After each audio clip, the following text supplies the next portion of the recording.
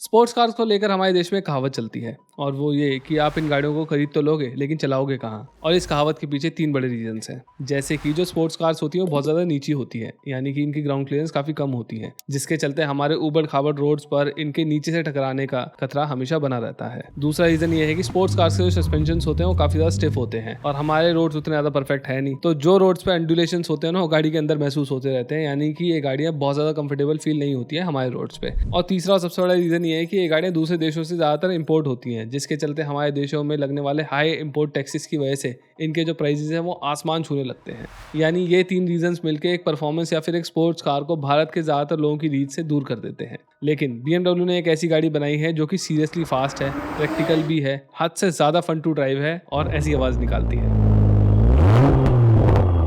लेकिन फिर भी एक दिल्ली जैसे शहर में रहने वाला अपर मिडिल क्लास आदमी भी इसको अपना बजट थोड़ा सा खींच कर खरीद सकता है। और जिस गाड़ी की मैं यहाँ पर बात कर रहा हूँ वो है BMW की M340i aka M3 on budget. आज मैं इस वीडियो में इस कार को रिव्यू करूंगा और बताऊंगा कि कैसे ये full fledged 6 cylinder performance car होने के बावजूद भी इंडियन रोड्स के लिए काफी ज्यादा प्रैक्टिकल है और कई सारी लग्जरी गाड़ियों से भी सस्ती है एक्चुअली। पर उससे पहले special thanks to You Drive Me Crazy जिन्होंने अपनी गाड़ी मुझे दी रिव्यू करने के लिए। You Drive Me Crazy Delhi में लग्जरी यूज्ड कार डीलरशिप है जो सुपर स्पेक्ट लग्जरी और स्पोर्ट्स कार्स में डील करते हैं। इनके पास रेयर से रेयर गाड़ी अवेलेबल है, फिर वो चाहे फेरारी हो, लैम्बोर्गिनी हो या फिर LC300 जैसी कार जिनके ऊपर सालों साल की वेटिंग चलती है। इनकी सभी गाड़ियां ऑलमोस्ट ब्रांड न्यू होती हैं और मैं ऐसा इसलिए बोल रहा हूँ क्योंकि अभी तक मैं इनकी 3 कार्स को रिव्यू कर चुका हूँ, तो मैं अपने एक्सपीरियंस से बोल रहा हूँ ये बात। So check am out. Dealership की डिटेल्स और डीलरशिप का इंस्टाग्राम हैंडल मैंने डिस्क्रिप्शन बॉक्स में डाल दिया है। चलो वीडियो में आगे बढ़ते हैं और सबसे पहले बात करते हैं इसके आउटर लुक्स की और साथ ही साथ ये भी जानने की कोशिश करते हैं कि एक्चुअली में ये गाड़ी है क्या।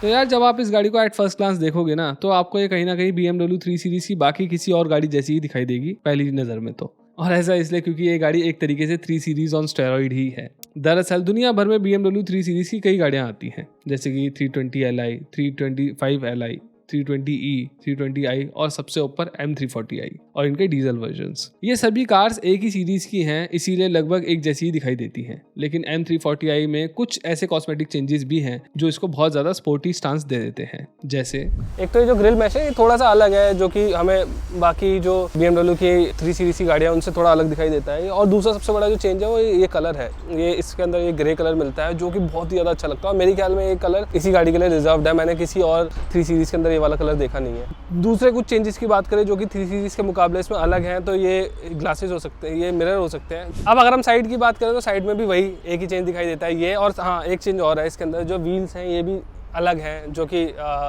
इनके ऊपर हमको M लिखा हुआ दिखाई दे रहा है, तो मेरे ख्याल में M डिवीजन द्वारा बनाए गए हैं ये वाले व्हील्स इसके। साइड के बाद अगर हम रेयर से देखें तो इसके जो टेल लाइट वगैरह का लुक है वो टिपिकल 3 सीरीज जैसा ही है, लेकिन 2 बड़े मेजर चेंजेस हैं इसके पीछे जो इसका लुक पीछे से पूरी तरीके से बदल देते हैं।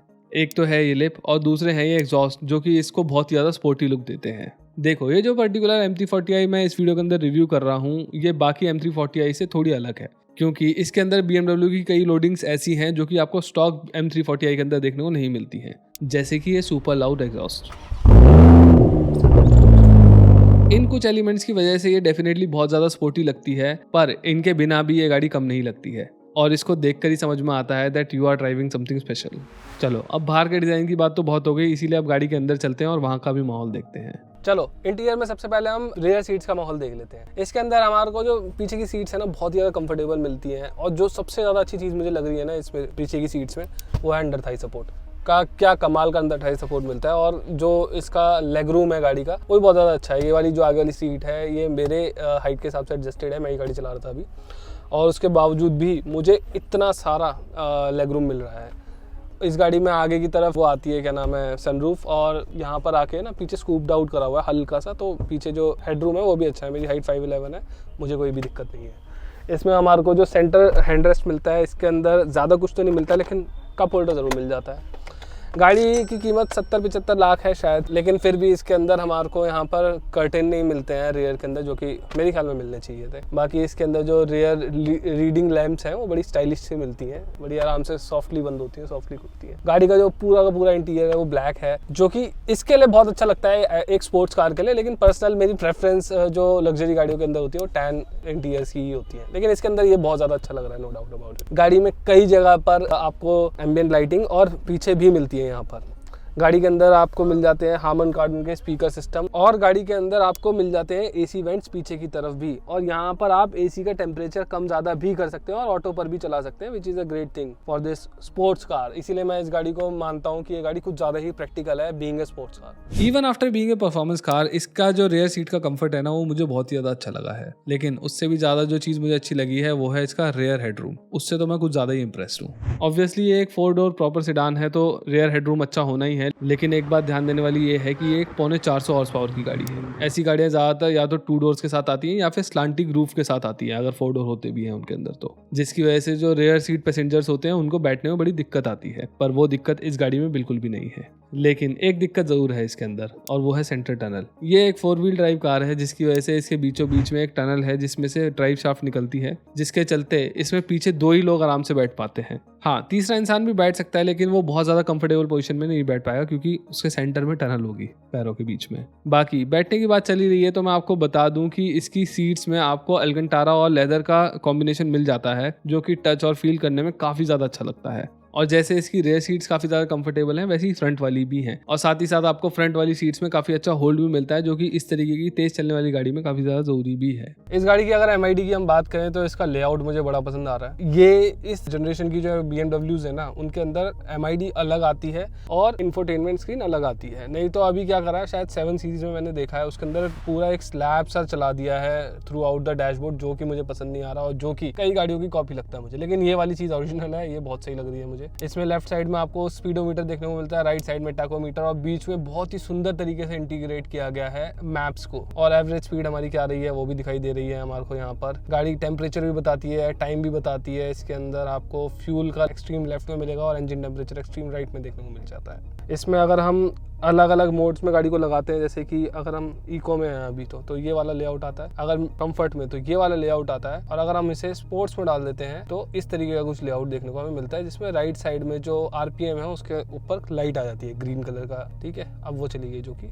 अब अगर हम इसकी इंफोटेनमेंट स्क्रीन को देखें तो यहाँ पर गाड़ी के काफ़ी सारे फंक्शंस का एक्सेस हमें मिल जाता है, जैसे कि मीडिया, कम्युनिकेशन, फिर नेविगेशन, देन कार का मेन्यू है जिसमें हमें driver information, vehicle status, and then setting जिसमें आप कई तरीके की चीज़ें चेंज कर सकते हैं। इसकी इंफोटेनमेंट स्क्रीन बहुत ज़्यादा बड़ी नहीं है, लेकिन ये ब्राइट है, इसका रिस्पॉन्स अच्छा है और ये हैंग वगैरह नहीं होती है, जैसे इस टाइप की कार की स्क्रीन से हम उम्मीद भी करते हैं। इंफोटेनमेंट के नीचे आए तो हमें मिलते हैं ACA कंट्रोल, जो कि इस गाड़ी में फिजिकल बटन वाले दिए गए हैं, which is a great thing, क्योंकि अभी आने वाली 340i में ACA कंट्रोल स्क्रीन के अंदर दिए गए हैं, जो कि थोड़ा सा इनकन्वीनियंट होता है टू ऑपरेट, जैसा कि आप जानते ही हो।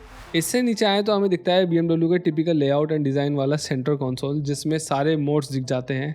इसमें ट्रैक्शन कंट्रोल ऑन ऑफ करने का बटन है, डिस्प्ले को कंट्रोल करने के कंट्रोलर हैं, और गियर नॉब पर M लिखा हुआ है। यार वैसे हम इस लेटर M का जिक्र कई बार कर चुके हैं, लेकिन क्या आप इसका मतलब जानते हैं? BMW का एक अलग से डिवीजन है जिसे मोटरस्पोर्ट बोला जाता है, यानी कि M, और ये जो M डिवीजन है ये BMW ने 1972 में बनाया था अपने रेसिंग प्रोग्राम्स के लिए। लेकिन आगे चल के under the name of M BMW ने कई लेजेंडरी कार्स निकाली, जैसे कि M3 और M5 वगैरह। ये जो M डिवीजन है ये कई तरीके की कार्स बनाती है, जो कि मेजरली 2 टाइप के नामों या फिर कैटेगरी में डिवाइडेड है, जिसमें पहली कैटेगरी की जो गाड़ियां हैं उनका नोमेनक्लेचर कुछ इस तरीके से है, जैसे कि M2, M3 या फिर M4 वगैरह। यानी कि इसमें पहले M आता है इनके नामों में और पीछे एक सिंगल डिजिट आती है। वहीं जो दूसरी कैटेगरी की कार्स हैं उनके नाम कुछ इस तरीके से हैं कि इनके आगे तो M ही लगा होता है, लेकिन पीछे की जो डिजिट्स होती है ना, वो बाकी नॉर्मल BMW गाड़ियों जैसी ही होती है। जैसे कि M340i है, वो कुछ 330i जैसी साउंड करती है, जो कि एक M कार नहीं है। अब ये जो पहली कैटेगरी और दूसरी कैटेगरी है, इसमें एक बड़ा फ़र्क ये है कि जो पहली कैटेगरी की कार्स हैं वो सीरीज़ में सबसे ज़्यादा पावरफुल होती हैं। इनके डिज़ाइन वगैरह भी अपनी सीरीज़ की बाकी गाड़ियों से थोड़े अलग हो सकते हैं, मतलब कुछ गाड़ियों के अलग हो सकते हैं, बाकियों के हो सकता है ना भी हो, जैसे कि M3 के साथ हमें देखने को मिलता है। M3 जो है वो बाकी 3 सीरीज़ की गाड़ियों से बिल्कुल भी मैच नहीं करती है। वहीं जो दूसरी कैटेगरी की कार्स हैं वो अक्सर सेम सीरीज़ के बाकी मॉडल्स के प्लेटफॉर्म पर बनी होती हैं, जिसकी वजह से बिल्कुल नन M कार जैसी दिखाई देती हैं। लेकिन इनके जो इंजन्स होते हैं वो या तो M डिवीजन द्वारा बनाए जाते हैं या इनको ट्यून M डिवीजन द्वारा किया जाता है। और सिर्फ इंजन ही नहीं बल्कि गाड़ी की हैंडलिंग, ब्रेकिंग और कार के ओवरऑल जो डायनामिक्स होते हैं ना, उसकी जिम्मेदारी भी M डिवीजन की ही होती है। लेकिन जितना मैं समझाऊं वो ये है कि ये जो दूसरी कैटेगरी की गाड़ियां होती है ना, यानी कि M340i या फिर 240i जैसी कार्स, ये उतनी पावरफुल नहीं होती हैं जितनी M2 या फिर M3 जैसी गाड़ियां होती हैं। जैसे कि अगर मैं M340i की बात करूं तो इसके अंदर जो 3 लीटर का स्ट्रेट 6 सिलेंडर इंजन मिलता है वो 370 bhp की पावर निकालता है, जो कि M2 की 473 bhp से कम है। लेकिन M2 छोटी होने के बावजूद भी 1 करोड़ रुपए से ऊपर की पड़ती है, वहीं 340i 75 लाख रुपीस के एक्स शोरूम प्राइस पर मिल जाती है। अब भले ही 340i बाकी M कार से थोड़ी सी कम पावर निकालती हो, लेकिन फिर भी 370 bhp अपने आप में ही बहुत ज्यादा होती है, और इसीलिए when I drove this car I was extremely impressed by the performance.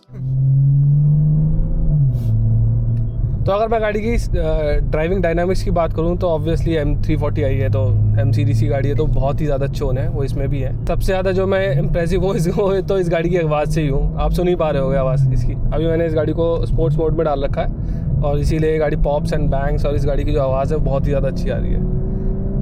ये सुनो, और जो गियर चेंज होते हैं तो बड़ी अच्छी आवाज़ आती है।